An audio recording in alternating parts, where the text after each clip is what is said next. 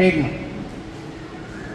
ఆయన దగ్గరికి 65లో వచ్చిన ఒక కుర్రవాడు, 22, 23 ఏళ్ళ కుర్రవాడిని మా నాన్నగారు మార్చి నాగభూషణం గారు తీసుకొని వెళ్ళాడు ఆయన దగ్గరికి. అయ్యా, వీడు మా మేనల్లుడు, మీ దగ్గర తెలుగు పండిట్ పోస్ట్ ఖాళీగా ఉందట, మీరు వీడికి ఇవ్వాల్సింది అంటే జిఎస్ రెడ్డి గారు కూర్చుని, ఏమయ్యా ఒక పద్యం చెప్పబోయా అని అన్నాడు. ఎప్పుడు కూడా ఇది చెప్తుండేవాడు మా మామయ్య. అప్పుడు ఆ భాగవతంలో 2-3 పద్యాలు చెప్పి తాత్పర్యం చెప్పేటప్పటికి ఆయన చాలా సంతోషించారు జిఎస్ రెడ్డి గారు. పోయా పో అని అప్పటికప్పుడు లెటర్ రాసి సంతకం పెట్టి అపాయింట్మెంట్ ఆర్డర్ ఇవ్వవలసింది అని వాళ్ళ కమిటీకి రిఫర్ చేస్తే, అట్లా 1965లో ఆయన అక్కడ ఉన్నటువంటి ఇప్పుడు చెప్పే బీవీహెచ్ఎస్ స్కూల్ అక్కడ ఉందప్పుడు, ఆ స్కూల్లో ఆయన అపాయింట్ అయ్యాడు. ఆయన వచ్చేటప్పటికి 30-40 సంవత్సరాలు ఉన్నవాళ్ళు తప్ప ఆ తర్వాత వచ్చిన తరాల్లో చాలామంది కూడా ఆయన విద్యార్థులే.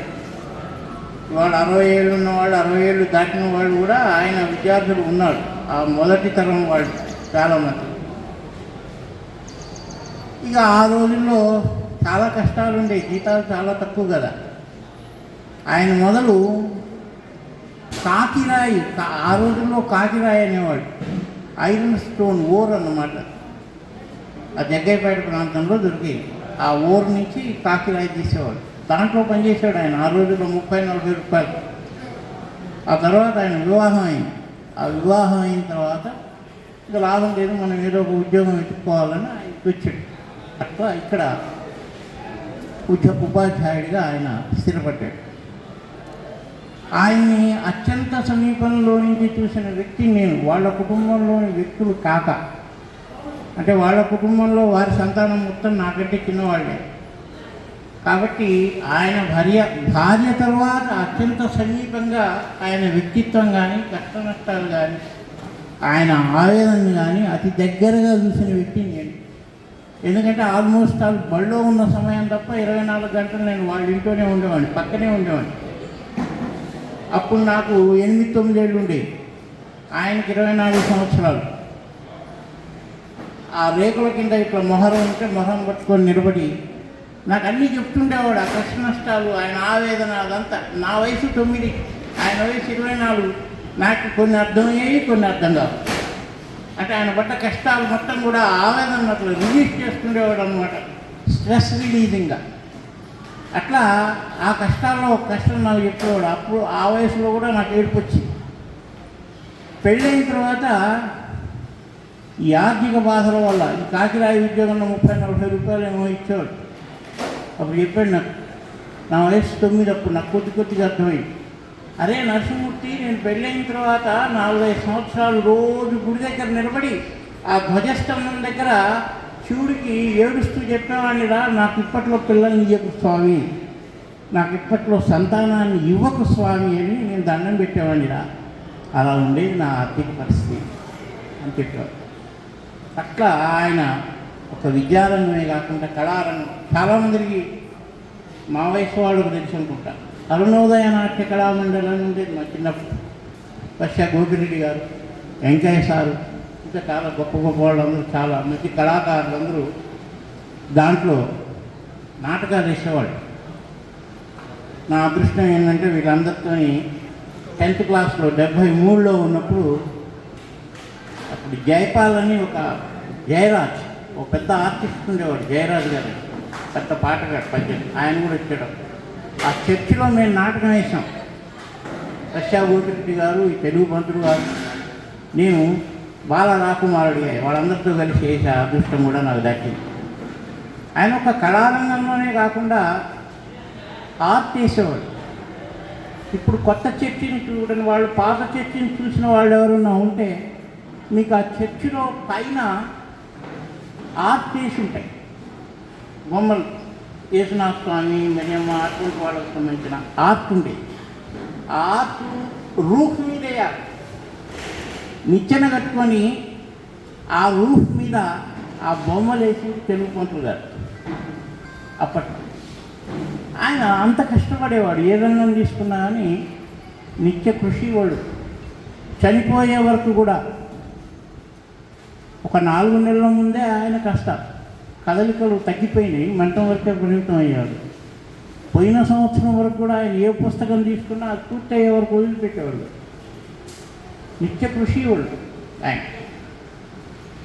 ఆయన గొప్పతనం ఏంటంటే ఏదన్నా రాదు లేదు అనుకుంటే అది వదిలేసేవాడు కదా. అది వచ్చిందనక కూడా దాన్ని రకరకాల పద్ధతుల్లో దాన్ని సాధించే వరకు నిద్రపోయేవాడు కాదు.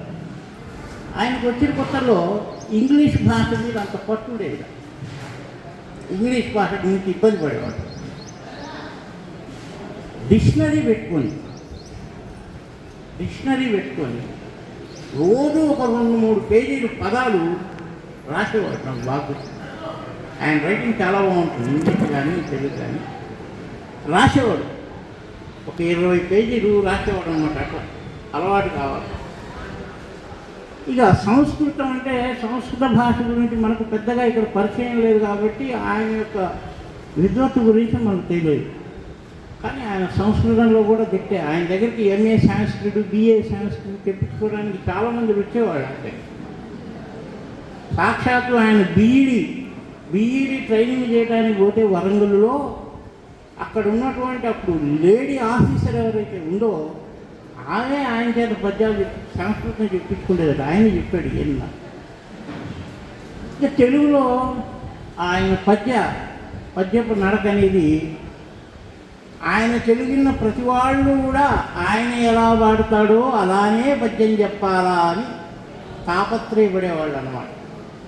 అంతేకాకుండా ఆయన వ్యాకరణం తెలుగు వ్యాకరణం చాలా కష్టం, చాలామందికి రాదు, చెప్పినా కానీ కటువుగా ఉంది. కానీ ఆయన పద్య రూపంలో అర్థమయ్యేటట్టు ఒక్కొక్క ఛందస్సుకు ఒక పద్యం, ఆట వెలితికి ఒక పద్యం, తేట వెలితికి ఒక పద్యం, కందానికి ఒక పద్యం, శీషానికి ఒక పద్యం, మత్తేభానికి ఒక పద్యం, శార్దూలానికి ఒక పద్యం, ఇట్లా ఆ ఛందస్సులో ఉన్నటువంటి రకరకాల వృత్తాల్లో ఉన్న వాటికి అన్నిటికీ కూడా సరళంగా తెలుగుకరించి చెప్పేవాడు. ఏ క్లాసు విన్నా, ఏ క్లాసు నిద్రపోయినా కానీ తెలుగు క్లాసులో ఎవరు నిద్రపోయేవాడు కాదు. తెలుగు క్లాసు పెద్ద రిలీఫ్ అన్నమాట. మనం మ్యాథ్స్లో మనకు అర్థం కాకపోవచ్చు, సైన్స్లో అర్థం కాకపోవచ్చు, నిద్రపోయేవాడేమో, కానీ తెలుగు క్లాసు మటుకు నిద్రపోయేవాడు, ఎవ్వరూ నిద్రపోయేవాడు కాదు. ఇక ఆయన పద్యం చెప్పే విధానం, మత్తేభం పద్యం చెప్తే నిజంగా మదపుడేరు నడిచినట్టే ఉండేది. శార్దూలం పద్యం చెప్తే, శార్దూలం అంటే పెద్ద పులి, భుగ్న భ్రూకుటి భీకరుండగుటు నాస్ఫోటించి బాహర్గళాలగ్న క్రూరతోరు జాలంబుల్ గదా విస్ఫులింగాగ్ని కన్నులీను కొనగా రాత్రిం చెరుల్ బల్విళి. అంగదు రాయవారం అని ఒక పాఠం ఉండేది రంగనాథ రామాయణంలో. పాల్కురికి సోమనాథుడు రాసినటువంటి రంగనాథ రామాయణంలో పద్యం ఇది, అంగదుడు రాయవారం. దాంట్లోని పద్యం ఆయన శార్దూల పద్యం చెప్తుంటే శార్దూలం నడిపించినట్టే ఉండేది. చాలామంది అధ్యాపకులు ఎక్కువగా చెప్తే మనం అలసిపోతాం అనుకుంటారు. ఆయన 102 జనం ఉన్నా కానీ పద్యం అదే ఖాతాలో చెప్పేవాడు. ఆ 45 నిమిషాలు చెప్పేవాడు. ఎప్పుడు కూడా 30 నిమిషాలు నిద్రపోయి పావుగంటే పాఠం చెప్పిన మనిషి వాడు. అట్లా అధ్యాపక వృత్తికి అంకితం అయిపోయి ఎందరో విద్యార్థులు, చెప్పాడు కదా ఇందాక, 7 తరాల విద్యార్థుల మనస్సులో ఆయన నిలిచిపోయాడు. అలాంటి నోయాదు లక్ష్మీ నృసింహమూర్తి గారికి నేను కూడా ఒక విద్యార్థి, 73 మేము. అంతేకాకుండా ఇంకొక అదృష్టం ఏంటంటే వారితో పాటుగా నేను కూడా అధ్యాపకుడిగా పనిచేశాను 82లో ఇదే స్కూల్లో ఒక సంవత్సరం. అది ఇంకొక అదృష్టం. మనం చెప్పిన ఉపాధ్యాయులందరితో కూడా పక్కన కూర్చొని మనం కూడా ఒక టీచర్గా పనిచేయటం. శివరాయ మాస్టర్ గారు, సర్వయ్య మాస్టర్ గారు, హిందీ మాస్టర్ గారు, రకరకాల అప్పటి వాళ్ళందరూ. కాబట్టి ఆ అదృష్టం నాకు కలిగిన సంతోషిస్తున్నాను. వచ్చిన వాళ్ళందరికీ ధన్యవాదాలు. ఇంతకు స్వస్తి.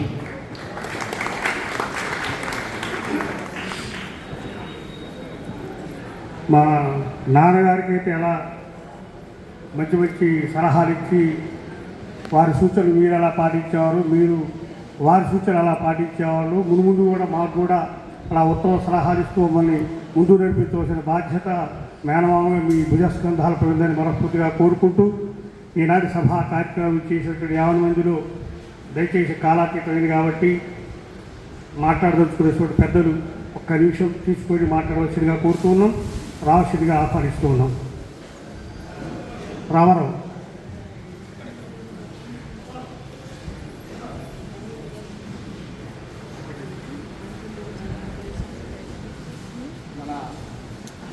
హలో, మన తెలుగు పంతులు గారి యొక్క ఈ కార్యక్రమానికి వచ్చేసినందుకు విద్యార్థులు ఉన్నారు. ఆయన శిష్యులే, చదువుకోకపోయినా కానీ ఆయన శిష్యులే. ఇక్కడ నాకు అర్థమైంది అసలు తెలుగు పంతులు గారు అంటే అలాగే ఉంటాడని. నా పేరు గుంటి వెంకటనారాయణ. నేను మఠంపల్లి వాస్తవ్యుడిని. కొంతమంది గుర్తుపట్టకపోవచ్చు అని చెప్పి పరిచయం చేసుకుంటున్నాను.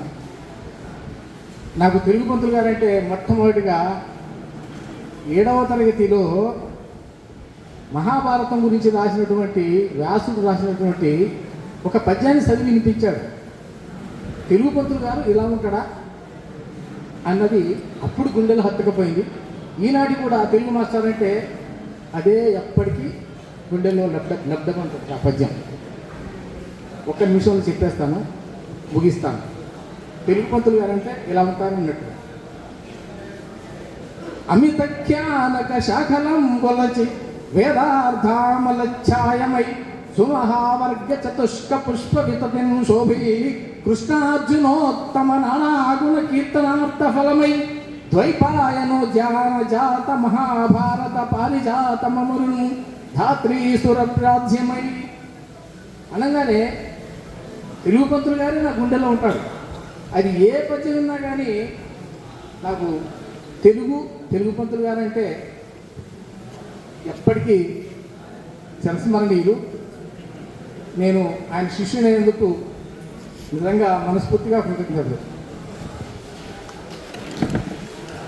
నీకు ఒక తెలుగే కాదు, బొమ్మలేట నేర్పింది కూడా మా నాన్న. ఆ విషయం చెప్పలేదు. బొమ్మలేట నేర్పింది కూడా మా నాన్నే. రామారావు, మన గ్రంథాలయ చైర్మన్ రామారావు గారిని మాట్లాడవలసిగా కోరుతున్నాం.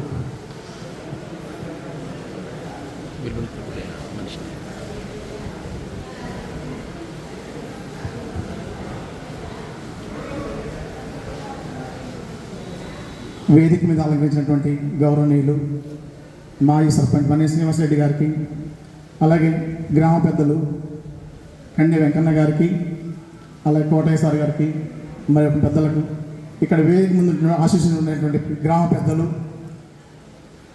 సారు శిష్యులు, మరి మఠంపల్లి అని గ్రామం పేరులో ఒక కలికితరాయి మణిహారం రాలిపోయింది.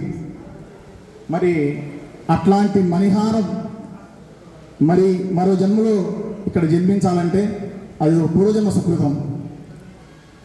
సారు జన్మ వృత్తాంతం భక్త రామదాసు జన్మించినటువంటి నేలకొండ పిల్లలు అని చెప్పని అనేవారు. మరి అక్కడే పుట్టి అక్కడే వేదికంటాను నేను చిన్నప్పుడు.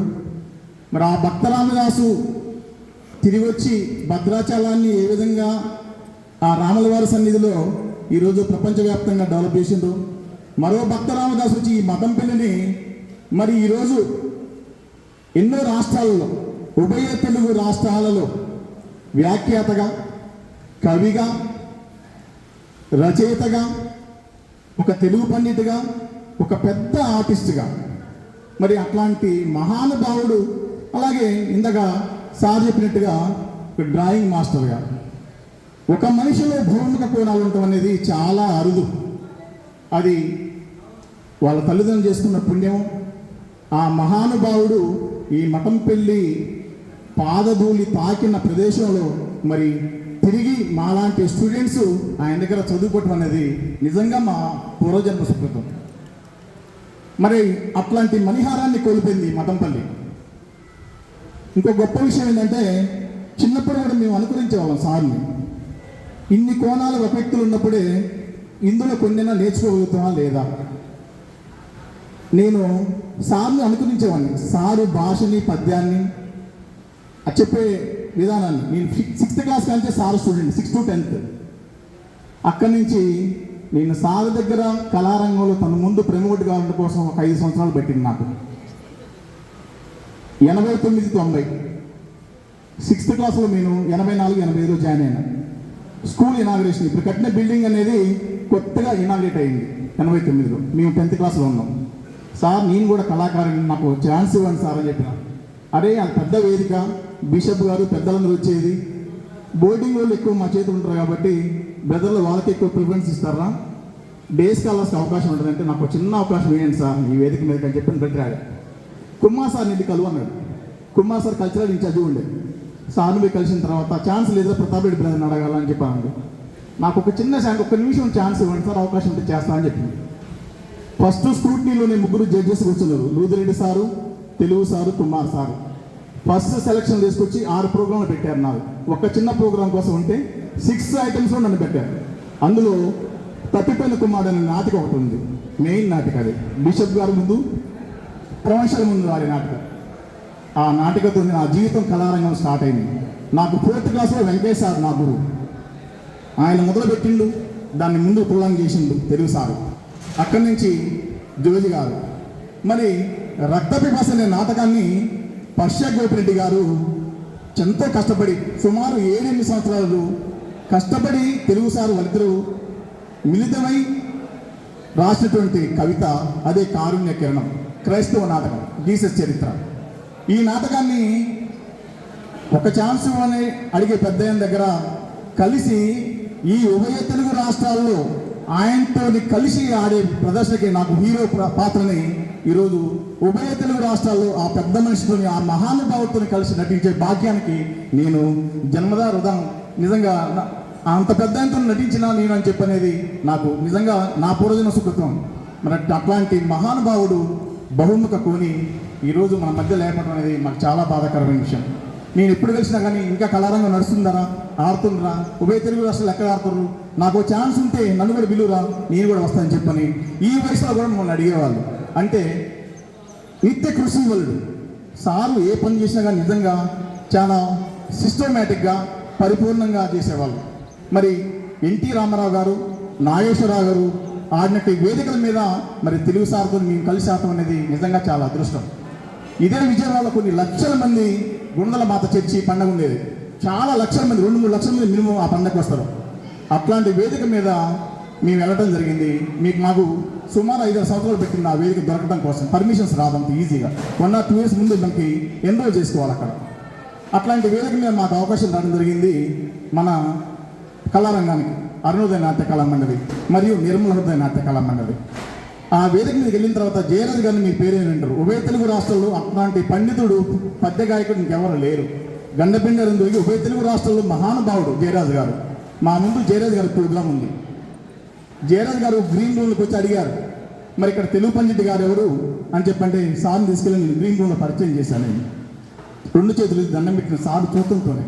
అంటే ఆయన తేజస్ అంతే, ఇంకా ఆయన చూస్తే ఆటోమేటిక్గా మన 2 చేతులు పైకి వచ్చేస్తాయి. మరి అట్లాంటి మహానుభావుడు నిజంగా మళ్ళా ఆ మహానుభావుడి పేరు నిలబెడుతుంది మా సూర్యనారాయణ అన్న. మా అన్నకు కూడా అంతే తెలియదు అట్లుంది, అదే ఆర్టిస్టు, అన్ని సామర్థ్యం ఉన్నటువంటి వ్యక్తి. అట్లనే భవానక్క కూడా, మరి మిగతా కుటుంబ సభ్యులు కూడా అట్లాంటి వాళ్ళని తెలిసిన. అంటే అంత గొప్ప కుటుంబం, నిజంగా నిజంగా అంత మంచి గొప్ప కుటుంబం ఇక్కడికి రావటం, ఈ ప్రాంతంలో ఎంతోమంది శిశురీకరణ తయారు చేయటం, ఈరోజు ఎంతోమంది ఉన్న స్థాయిలో ఎదగటం. ఏ డ్రామా స్కూట్ని పరిషత్తుకు పోయినా కానీ ఆ అక్షర జ్ఞానమే ఈరోజు మమ్మల్ని స్కూట్నీలో నిలబెడుతుంది. ఇలా క్రీడకి ఎంత పేరుందో మఠంపల్లి గ్రామానికి ఉభయ తెలుగు రాష్ట్రాల్లో కళారంగానికి కూడా అంత పెద్ద టీం మఠంపల్లి టీం. అంటే ఉభయ తెలుగు రాష్ట్రాల్లో మఠంపల్లి టీం వస్తుందంటే పెద్ద టీం అని చెప్పని ఎన్నో రాష్ట్రాల్లో, ఎన్నో జిల్లాల్లో తిరిగేటువంటి మరి అట్లాంటి మహానుభావుడు చేతో మేము చదవబట్టే ఈరోజు మేము ఇంత జ్ఞానాన్ని కానీ, అక్షర దోషం లేకుండా మాట్లాడటం కానీ, శక్తి కానీ, ఇట్లాంటి వేదిక మీద మాట్లాడే అవకాశం కానీ కలిగించినందుకు ఆ మహానుభావుడికి మరొకసారి కృతజ్ఞత తెలుపుకుంటూ వారి ఆత్మ శాంతించాలని, వారి కుటుంబ సభ్యులందరికీ కూడా ధైర్యాన్ని చేకూర్చాలని నా చిన్న అవకాశం ఇచ్చిన పెద్దలందరికీ ధన్యవాదాలు. మఠంపల్లి కీర్తి కాంతుల్ని